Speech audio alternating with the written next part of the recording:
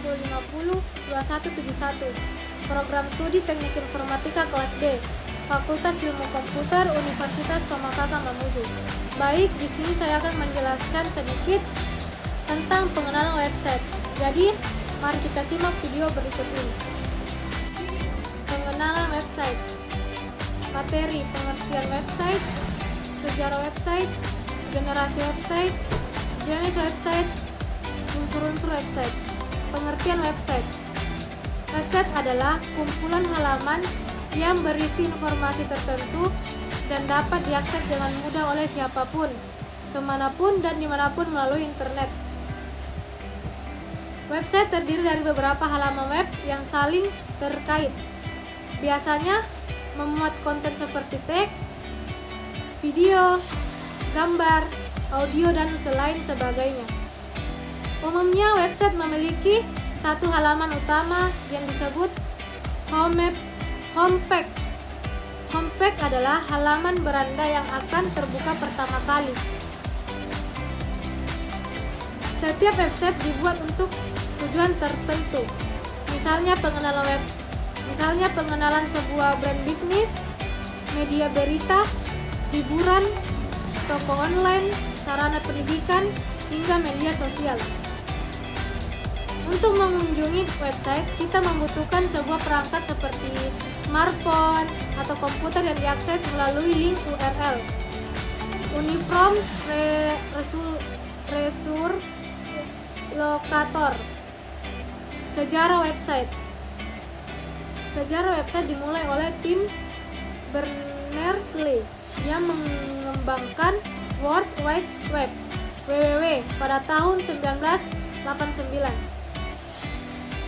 Tim menggagas 3 teknologi dasar untuk membangun sebuah website, yaitu HTML, URL, dan HTTP. Awalnya, website dirancang hanya untuk berbagi informasi di kalangan para ilmuwan. Pada akhirnya, tim melihat potensi website sebagai sarana yang bisa digunakan oleh siapa saja untuk berbagai tujuan. Kemudian dirilis secara resmi pada 6 Agustus 1991 oleh Sir Timothy John dari tim Berners-Lee. Akhirnya pada tanggal 30 April 1993, CERN Laboratorium tempat tim bekerja mengumumkan bahwa WWW dapat digunakan secara gratis oleh publik. Website yang pertama dirilis saat itu baru sebatas menampilkan teks sederhana tanpa versi font, video maupun gambar.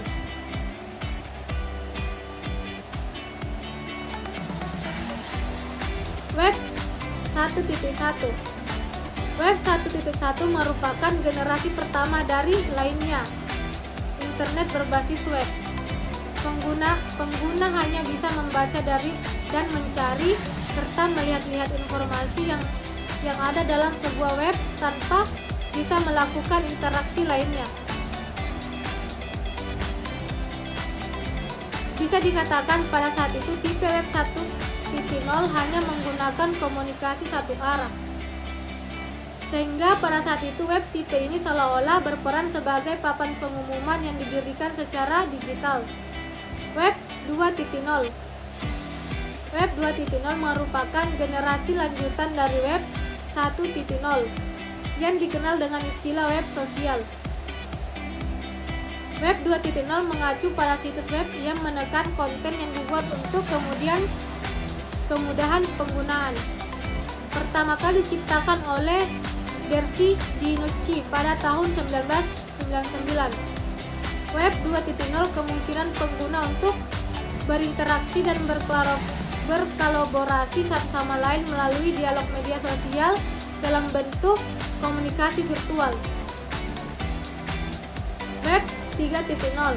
Web 3.0 pertama kali diperkenalkan pada tahun 2001 ketika tim penulis sebuah artikel ilmiah yang menggambarkan Web 3.0 sebagai sebuah sarana bagi mesin untuk membaca banyak dan di halaman-halaman web. Web 3.0 menawarkan metode yang efisien dalam membantu komputer mengorganisasi dan menarik kesimpulan dari data online. Web 3.0 juga memungkinkan filter web menjadi sebuah sarana penyimpanan data dengan kapasitas yang besar. Web 4.0. Web 4.0 sebuah teknologi di mana aplikasi dapat merekam rutinitas yang kita lakukan secara online. Web 4.0 dapat dipahami sebagai perkembangan teknologi website yang mengarah pada otomasi, dan pertukaran data dengan cepat, melakukan komutasi kognitif supaya untuk membuat komputer meniru cara kerja otak manusia seperti AI. Jenis website. Situs web biasanya ditempatkan pada sebuah server yang dapat diakses melalui internet. Sebuah situs web pada umumnya dapat diakses oleh semua orang yang terhubung pada jaringan internet. Secara garis besar, website dikelompokkan menjadi dua jenis, yaitu yang pertama website dinamis dan kedua website statis.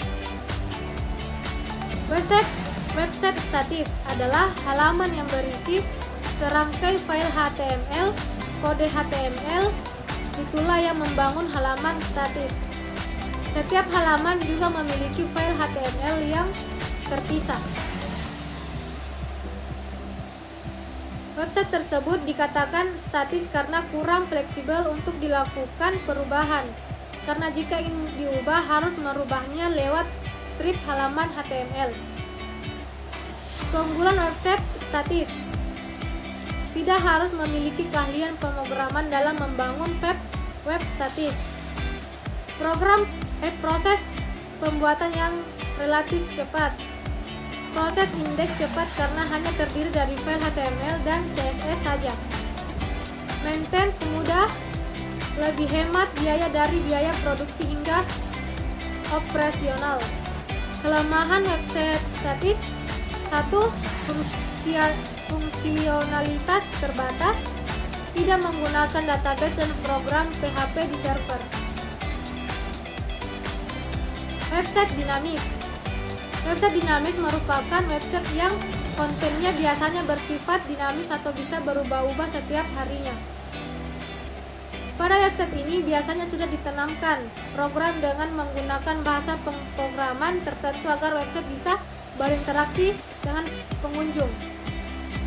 Seperti adanya kolom tanya jawab pada website, adanya form untuk registrasi, adanya fitur untuk chat langsung atau live chat, dan fitur-fitur lainnya. Keunggulan website dinamis memungkinkan pengguna untuk memperbaiki baik itu konten ataupun informasi lain. Dapat menggunakan CMS, Content Management System. Kekurangan website dinamis: membutuhkan biaya dan waktu yang cukup pada banyak awal hingga pembuatan.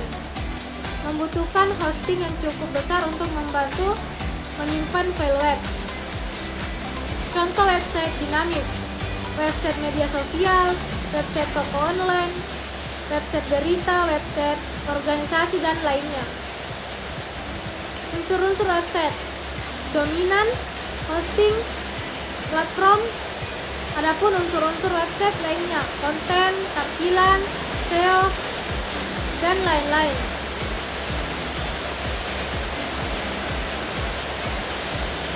Client side dan server side web programming. Client side web programming. Client side scripting merupakan salah satu jenis bahasa program web yang proses pengolahannya dilakukan di sisi client. Server side programming. Server side scripting merupakan bahasa pemrograman web yang pengelolaannya dilakukan dengan server. Maksudnya ialah web server yang telah terintegrasi oleh web agent. Sekian penjelasan tentang pengenalan website dari saya. Kurang dan lebihnya mohon dimaafkan. Wassalamualaikum warahmatullahi wabarakatuh. Oke, teman.